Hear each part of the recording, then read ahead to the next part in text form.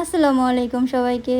It's me lovely Yasmin from lovely blogs থেকে চলে আসলাম আরেকটা ভিডিও নিয়ে। প্রথমেই হয়তো আপনারা মেট্রো রেলের কিছুটা ভিডিও দেখেছেন আর আপনারা বুঝে ফেলেছেন আমি কোথায় যাচ্ছি, উত্তর। তো বলেই তো দিয়েছে মেট্রো রেলের ভয়েস থেকে। তা প্রথমে টিকিট কেটে নিলাম। তো আমি আজকে টিকিটটা মেশিন থেকে কেটেছি। নর্মালি আপনারা চাইলে ম্যানুয়াল থেকেও কাটতে পারেন যারা মেশিনে না কাটতে পারেন। তো তারপরে টিকিটটা নিয়ে চলে গেলাম ট্রেনের কাছে। ট্রেন আসতে এখনও কয়েক মিনিট বাকি আছে। তো একটু পুরো স্টেশনটা দেখাচ্ছি। আজকে কিছুটা ফাঁকা ছিল, যেহেতু এটা 3টা নাগাদ, তো এই টাইমটাতে কিছুটা ফাঁকা থাকে আর কি। তো অলরেডি ট্রেন চলে এসেছে, দেখতেই পাচ্ছেন। আর ট্রেনে ওঠার জন্য আমি দাঁড়িয়ে পড়েছি। এই তো ট্রেনে উঠে গেলাম। উঠে যাওয়ার পরে ট্রেনটা অনেকটা কিন্তু ফাঁকাই ছিল। নর্মালি আসলে এতটা ফাঁকা থাকে না, কারণ ওয়ার্কিং ডেগুলোতে ট্রেনে কিন্তু প্রচুর পরিমাণে ভিড় থাকে। তো আপনারা যদি একটু ফ্রি পেতে চান তাহলে 2টা থেকে 3টা নাগাদ আপনারা ট্রেনে যে কোনো সময় ভ্রমণ করবেন, কারণ এই টাইমটাতে অনেকটা ট্রেন ফাঁকা থাকে। বাইরের দৃশ্যটা দেখতেই পাচ্ছি, মেট্রো থেকে আসলে বাইরের দৃশ্যটা অনেক সুন্দর লাগে। তো এত কথা না বাড়ি আমি কোথায় যাচ্ছি সেটা বলে দিই। আজকে আমি একটু দিয়াবাড়ি যাচ্ছি।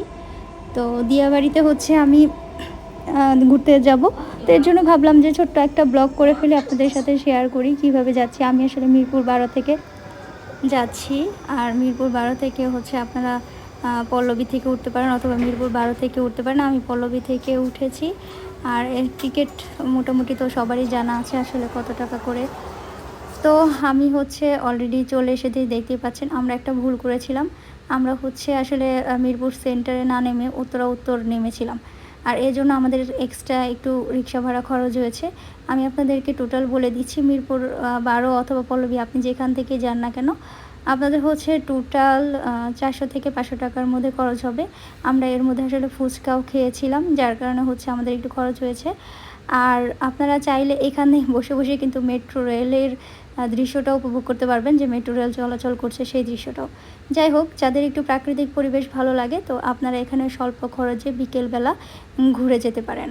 আর এখানে কিন্তু বাচ্চাদের জন্য আর বিভিন্ন রাইডারের ব্যবস্থা আছে, মানে ছোট্ট একটা মিনি পার্কও করেছে।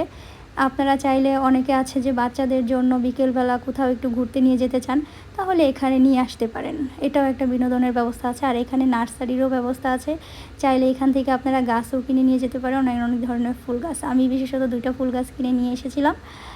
তো আমার ব্লগটা কেমন লাগলো, ভালো লাগলে শেয়ার করে দিবেন। আর ধন্যবাদ সবাইকে, ভালো থাকবেন। আল্লাহ হাফেজ।